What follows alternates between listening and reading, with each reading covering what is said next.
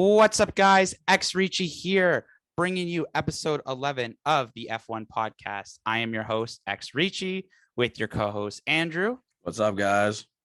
And Erica is here in spirit. It's actually her birthday today. So on behalf of the podcast, happy birthday, Erica. We Happy miss you B-Day, dearly. Erica. We miss you dearly, and we'll hopefully get you in the next, the final episode of the season. But yeah, she sends her regrets because today's her birthday, so she's celebrating. And we would love to know what her thoughts are about today's race. But before we get into today's race of the Saudi Arabia Grand Prix, make sure to hit that subscribe button and follow me on YouTube and also on Twitch. A lot to unpack today. We are recording this 6.5 hours after the Saudi Arabia Grand Prix, where Lewis Hamilton edged out Max Verstappen to tie him in the standings leading into the final race. And I think, Andrew, you have a Timbit. When was the last time that two drivers are tied going into the final race? It was 1974. I'm going to believe him, but if people want to write in the chat and please, tell us differently. Yeah, please fact check me on this one, get everyone. But yeah, no, it was a crazy weekend. I think let's just start with the qualifying. I was having some stress moments when I saw Charles Leclerc crash. I literally thought that was going to be our weekend for Ferrari, but God bless the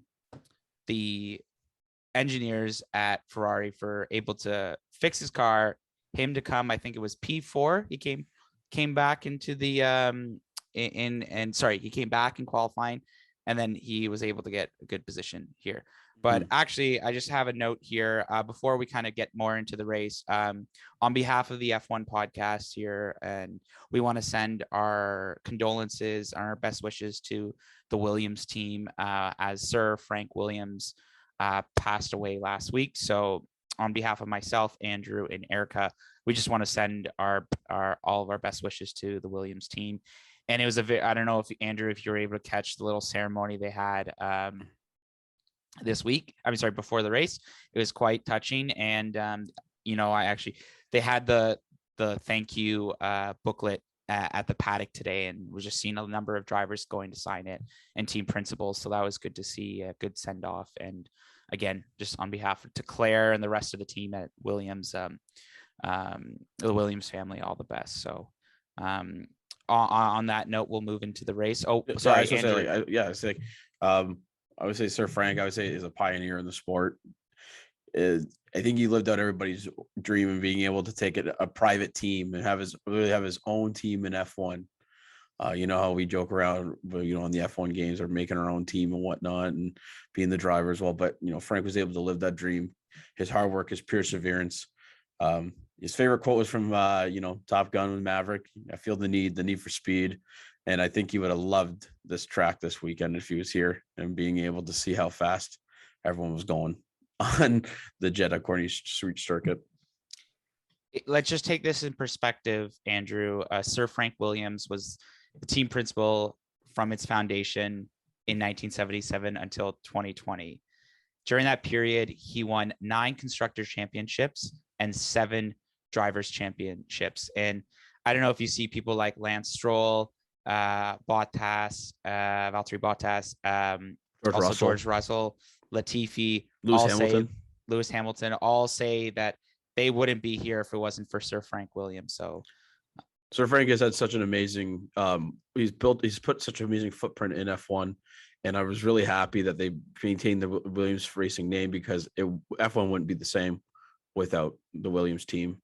And I just want to, again, wish our condolences to the, Claire and the Williams family as well. But Sir Frank was a true revolutionary pioneer in the sport. And I hope they give him a nice tribute in the Drive to Survive series when it comes out for the next season. Speaking about weekends, as I already mentioned, of the miracle that the engineers did, but I don't know where to start, Andrew. How do we want to talk about this race? Because there was a lot going on. So I was telling before to the fans and everyone listening to the podcast, I was telling Andrew before this race, because how long this race was. I think I did 2 loads of laundry. I cleaned my place. I vacuumed, I Swiffered, and I'm pretty sure I made lunch for the week or dinner. Lunch for the week, and the race was still not done. There was 4 virtual safety cars. There were 2 safety cars that turned into 2 red flags, 3 standing starts. It had everything. Like from it was the wildest race of the season. I thought Baku was wild, but this was just put it to another level. Like, you called me midway through the race. Like, it was shocking what was going on. I couldn't believe what was going on. My dad and I were watching together. Like, is this really racing or what? Are we really watching a street circuit, or is this a circus going on right now? I think I would lean towards more of a circus, because that's literally how I would describe this race. The amount of debris on the track. Well, like I felt like people weren't actually racing. It was like a bumper cars. But if anyone who played this track on F1, it's a freaking tough track. Like, yeah. it's all the corners and the very, like, I don't know if you'll see in this video, but the amount of times I had to play instant replay, and I've crashed multiple times or into other people, it was frustrating. But yeah, we had Mick Schumacher go out with the accident on lap, lap 8, which started the first red flag. Mm-hmm. And then we had the couple of collisions involving Sergio Perez, Nikita Mazepin, George Russell, and then Vettel going against Kimi Räikkönen and Yuki Tsunoda. And let's not forget the brake check in the middle of the middle of the track.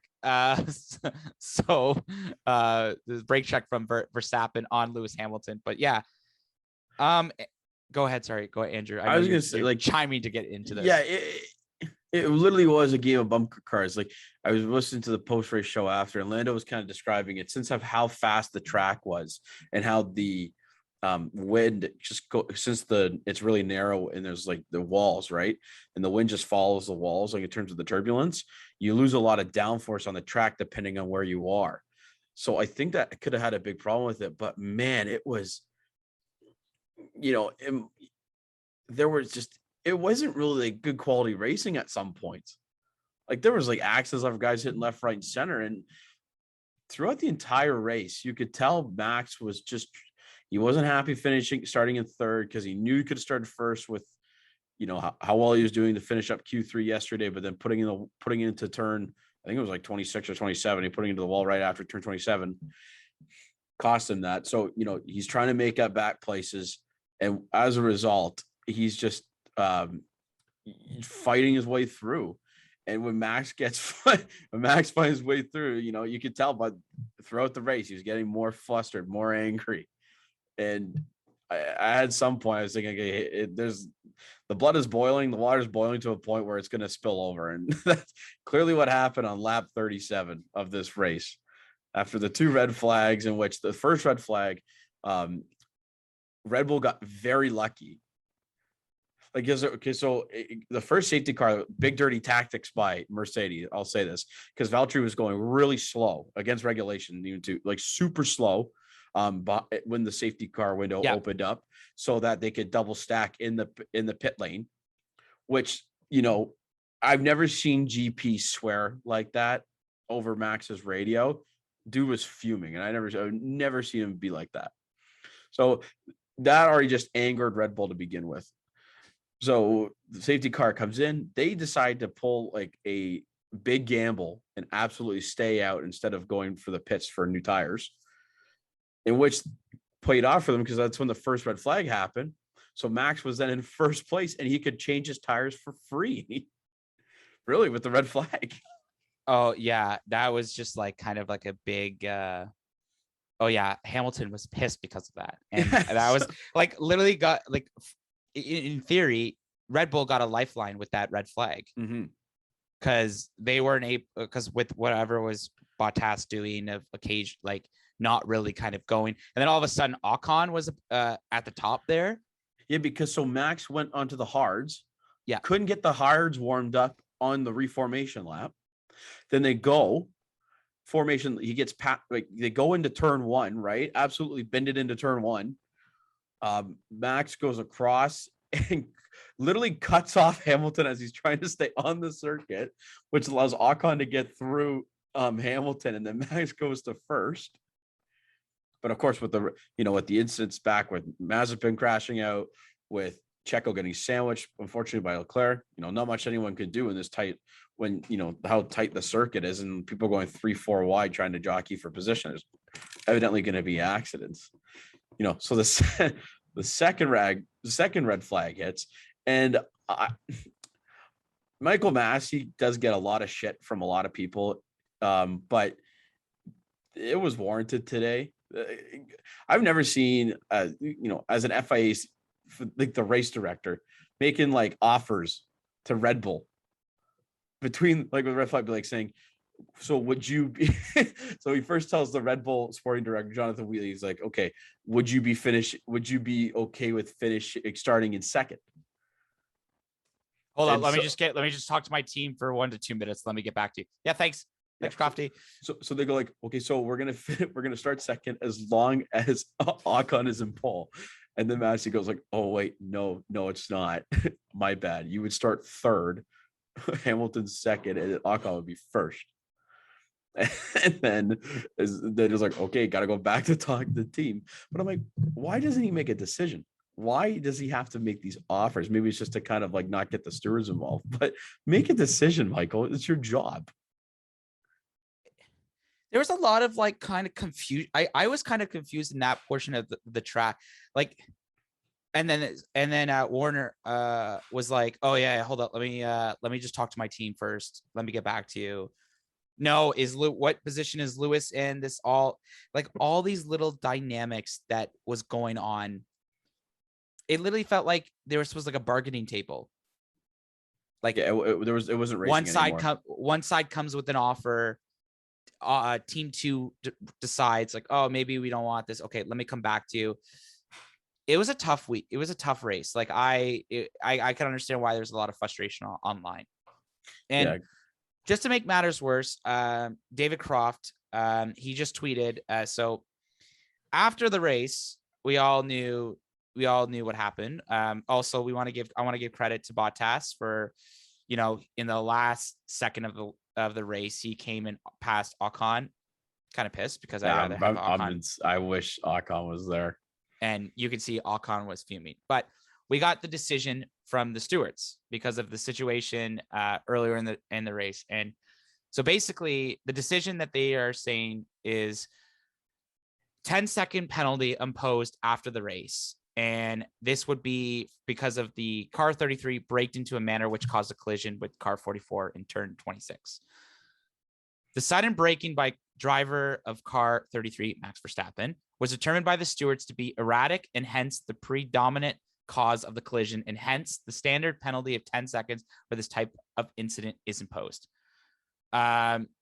Competitors are reminded that they have their right to appeal certain decisions of the stewards in accordance with Article 15 of the FIA International Sporting Code and Chapter 4 of the FIA Judiciary and Disciplinary Rules within the applicable time limits. So basically, this doesn't really do anything right now. Obviously, Verstappen has, is it 7 penalty points now? Yeah, so 7. If he gets 5 more within the calendar or the 12-month period, it's an automatic race ban. I don't think it'll come into play until next year, pretty much. But so let's talk about this whole lap. So because this happened all on lap 37. So the restart happened. Max switched tires to the medium, which I didn't think it was going to last long because they saved 30 laps, and I think we had 32 laps to go at the time. But with all the virtual safety cars in between, I figured it could have worked out. But lap 37 comes in. Lewis gets the DRS into turn 1. And Max pushes him out wide. Or what do you think? Do you think he pushed him out wide? He braked a little too late. Do you think it's just a racing incident? Because from my point of view, it was Brazil all over again. Just got to let them race, man. Like, this is getting ridiculous. Like, it was just frustrating to kind of watch. I think he gave him space personally. And then Hamilton was still able to this is the frustration that you and I talk about, is that he's still able, or maybe just the skill of this of Hamilton, but he's still able to pull out these laps even with a chip in his wing. Exactly, right? Ever since Brazil, like I don't think Red Bull has been able to counter them. And like honestly, as I said this in the last pod, I think advantage going to Mercedes into the final weekend, both the constructors and both the drivers, because I don't think Red Bull has a solution in these last final last final race next week. Oh yeah, it's evident that Mercedes have a better car right now. Yeah. With the package they brought to Brazil. Is evident they have a better car than Red Bull right now. So, Max is trying to do his best to defend his position so that he can overcome those kind of odds. So, he gets a 5-second penalty for the turn. But he was told, like when it goes down to, turn 27, he's been told to give the position back to Lewis, but in a strategic manner from his team. So from what I gathered, it was Max sped up around the corner so that Lewis couldn't get to the DRS detection zone within the 1 second and have DRS. So once that happened, he sped up. And then when he goes around turn 27, you hit the straight going to the finish line, he slowed down because both of them didn't really want to go to the DRS zone or line first to get that advantage, right? So to give the other person that advantage. So there's definitely gamesmanship going on. But if you've been told to give back the position, you'd think you'd want to move over to the outside and slow down to kind of showcase to your opponent, this is what's going on. While there was a miscommunication because Mercedes didn't tell Lewis fast enough that the lap, but he was going to pass him. Nevertheless, Max should have just probably gone over to the side and let Lewis through. No, he literally breaks down into the middle of the track. Well, there's not much room to go left or go right. And he literally, they break pretty much what FIA deemed is pretty much a brake test. And he brake tested him. And I honestly, my dad and I were watching this and we're like, what the F is going on? Like, what is going on? We were just in shock. I screamed. Andrew, I screamed because I literally thought that's it. And I was telling my dad, like, they're going to crash. Like, you could just see it coming along the entire race.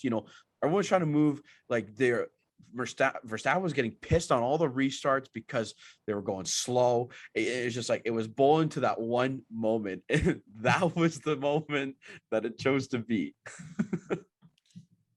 I was just shocked. I literally thought that like Hamilton was about to DNF. Like I thought that was it. I thought that was the championship right there, because in theory, if Hamilton did not finish that race or did not get any points, it would have been Verstappen's win. Yeah, because then Verstappen gave the position back, which I thought was kind of confusing. So I was trying to figure out where the position was, where he had to give the position back in order to make it fair. But even GP on the radio saying, well, you didn't have to do that technically. I think Max was just trying to avoid any more problem from the FIA and from the stewards. So yeah, today was a big, let's make up the race as it goes along, because like, who really cares about the rules? It's like, what? Did you watch the videos of Mercedes garage just go absolutely bonkers? Total Wolf just threw his who's their sponsor? I don't know. They look like bows, like those nice bows down to the ground. Like, oh my gosh, they were fuming. And like Ron Meadows on the call to the FIA to Michael Massey, like sounded like he was crying on the radio because he was able to tell Lewis in time about giving the position back. It was a cluster shit nightmare of what was going on, because I don't know, like, it come to a point where, at the beginning of the season when they were both saying like they wanted to be amicable but race hard.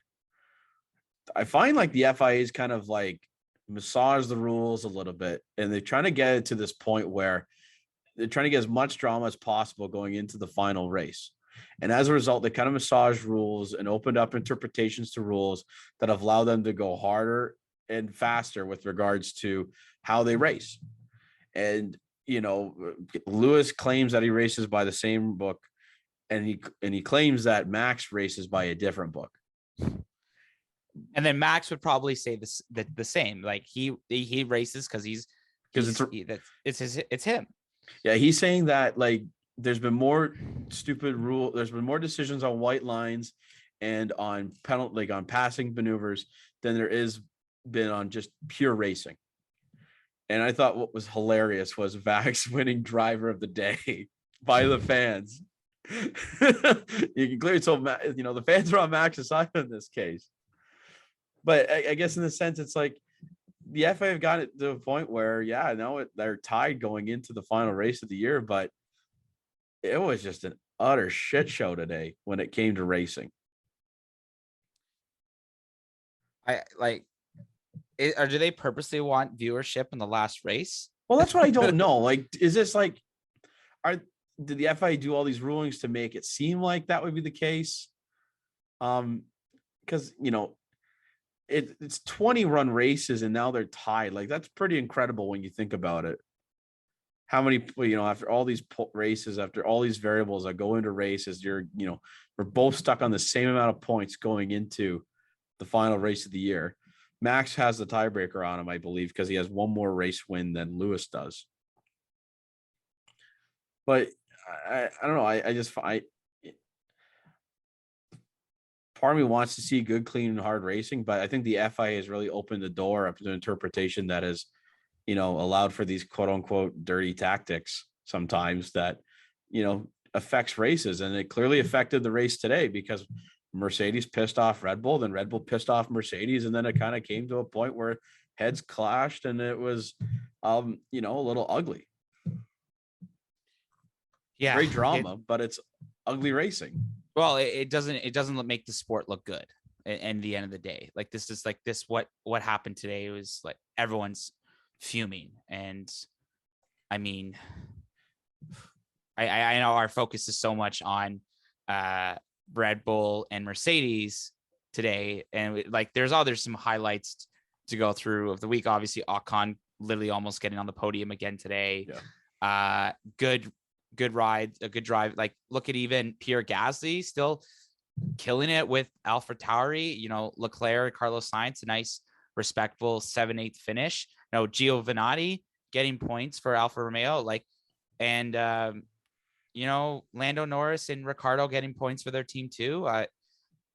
Because obviously McLaren was on a tough bend because if they weren't able to get a lot of points this week, then it would have been Ferrari would have clinched third place in the constructors. It sucks because I think there were some other highlights that happened this race. And that's our focus is obviously still talking Hamilton, Verstappen again. I know again, every freaking week. But I'll do say this is probably the best season this is the best season F1's had in probably since Nico and Hamilton.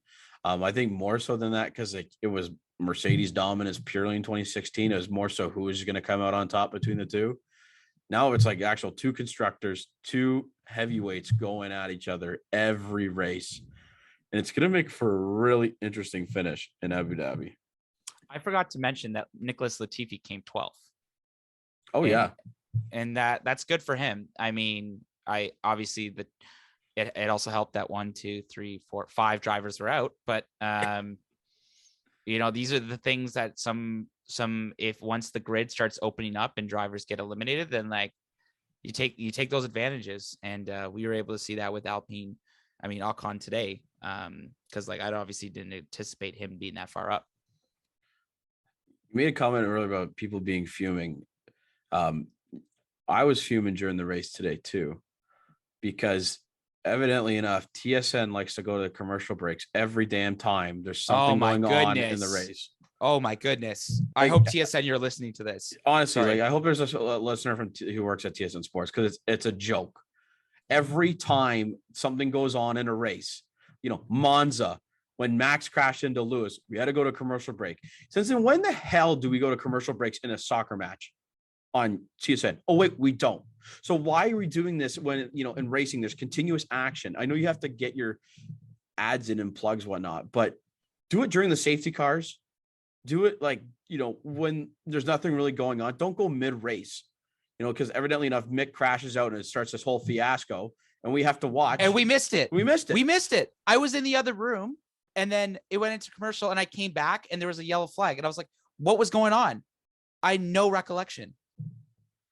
Sorry, I don't mean to get mad at this, but like, no, I'm coming to a point where I'm gonna have to I will personally get F1 TV next year, so I don't have to watch this. I don't have to have this garbage happen again. yeah, because I will not forget Monza because I did voice my displeasure on Twitter about this. Like I've done it a few times this year. Like TSN, wake the F up. Don't cut the commercials when all this, when the race is happening. Go to when there's safety cars. I know you can't guarantee that every race, but do it at some point where it's like nothing is going on.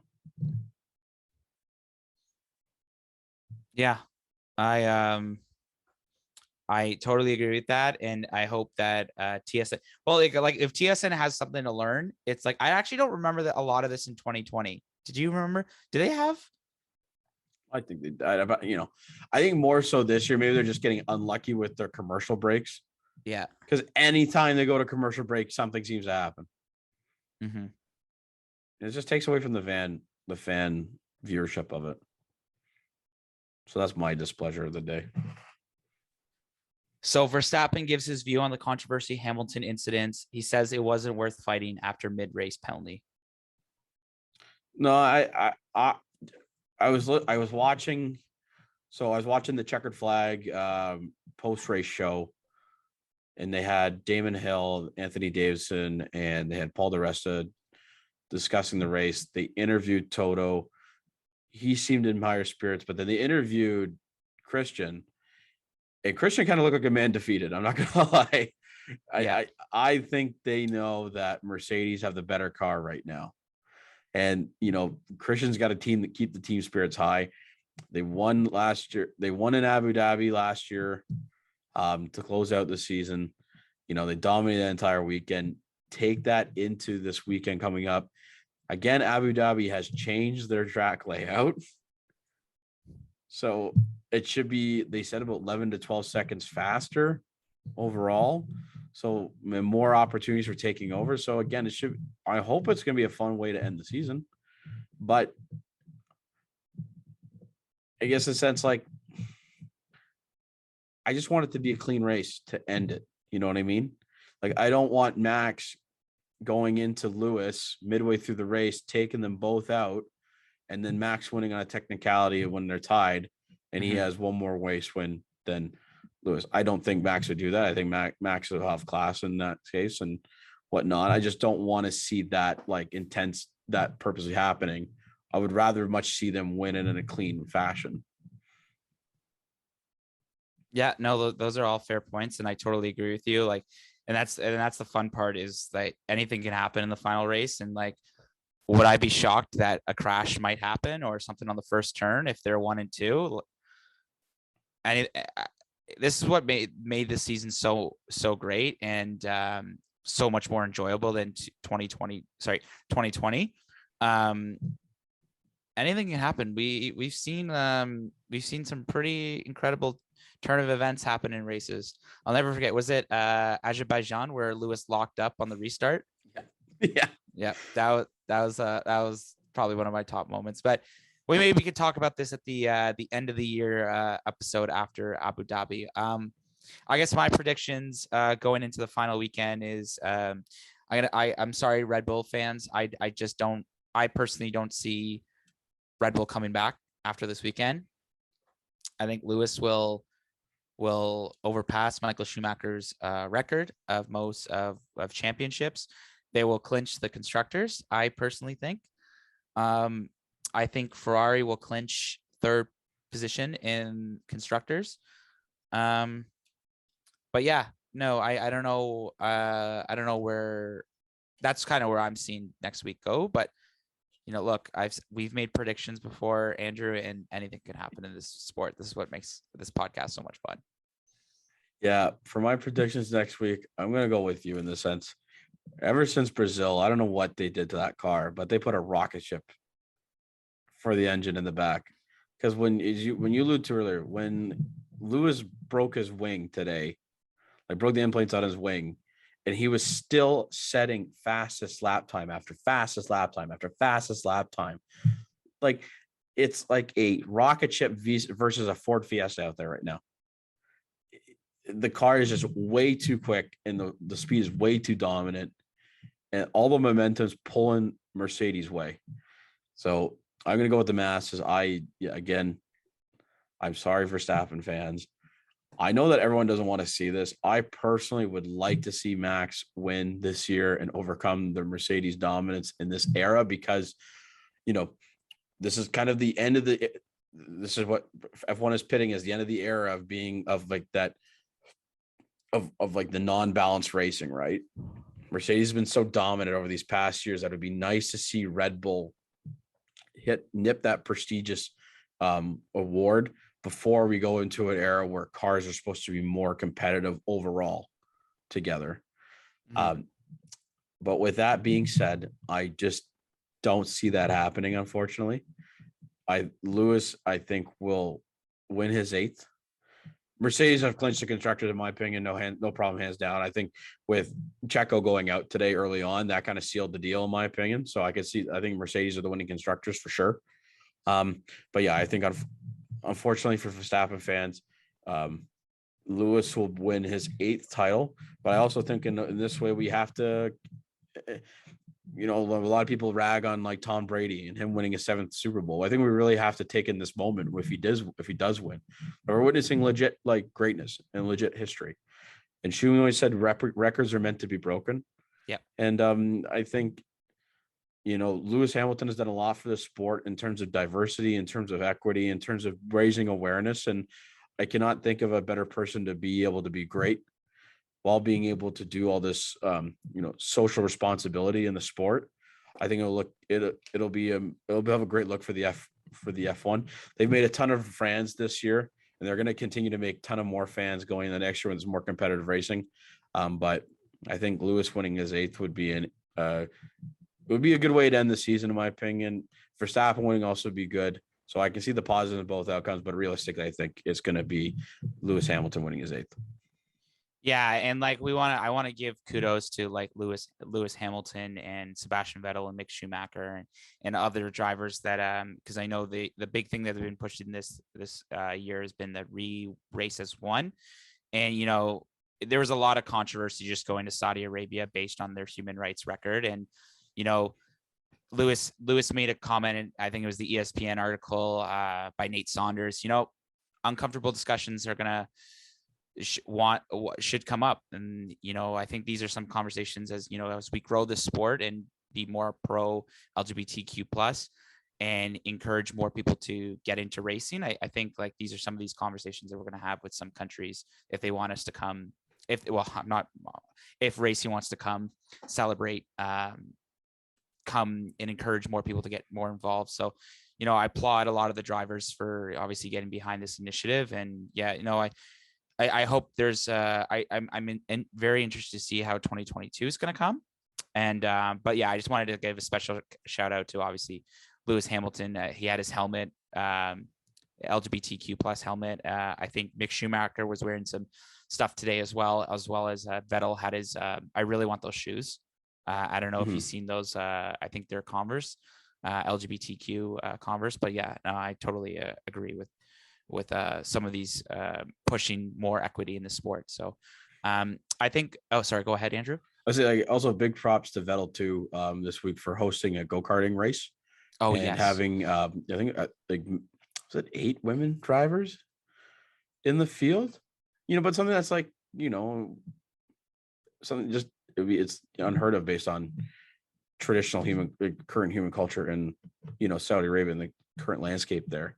So it's really great to see that even though money does talk lots, like cash is king, they are still using this platform to raise awareness, even in the countries that they go to that don't have these, or their human rights are not as proactive as what we see in the West. I know that's probably saying like I'm not doing it justice in my words, but it's nice to see them using a platform to promote the diversity, promote equity, especially in those countries. a lot to dissect in going forward for the sport that is really growing and going to some new countries that have not seen F1 before. So it's definitely a lot to kind of discuss as a whole after the season. And I'm just curious to see how next week's going to go. And obviously over the off season, obviously will all depend in Saudi. It will all depend in Abu Dhabi next week. And I just want oh. one more before we go. I just want to say to the fans, let's just enjoy the last race. This year has been an epic season. We've had, I think, 6 different winners. I believe 6. We have Hamilton, Verstappen, Ocon, Bottas, Checo, and Ricardo. Yes. You know, we've had the craziest title fight we've ever seen. I know there's a lot of people butting heads on social media with regards to Hamilton versus Verstappen on whose side. Let's just enjoy this last race of the season, because it's going to come down to, like, this has been one epic season, and I hope it's one epic finale to it as well. I think it's also at 8:30 a.m. our time, Andrew. Get the coffee ready, baby. After a Saturday night. So let's just hope. Well, let's make sure the alarms are set, boys and girls. That's all we gotta say. Set like 6 alarms. But I totally agree where you're coming from too, Andrew, and to everybody. I think one of the good things is what I'm gonna try to do next race is like just turn off my phone and just enjoy the last track and just see whatever happens. But yeah, I think on that note, we're gonna end today's episode. Fruitful, excellent discussion. Probably one of the craziest race in the season so far.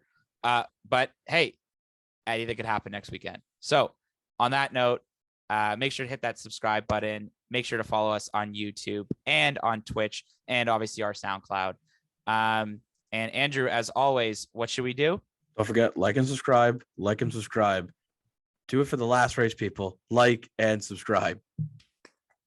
You know it. And on that note, thanks so much for listening to today's episode of us talking about the Saudi Arabia Grand Prix. And we'll see you next week as we cover who will win the Abu Dhabi Grand Prix and be crowned the F1 champion for 2021. Thank you so much and have a great day.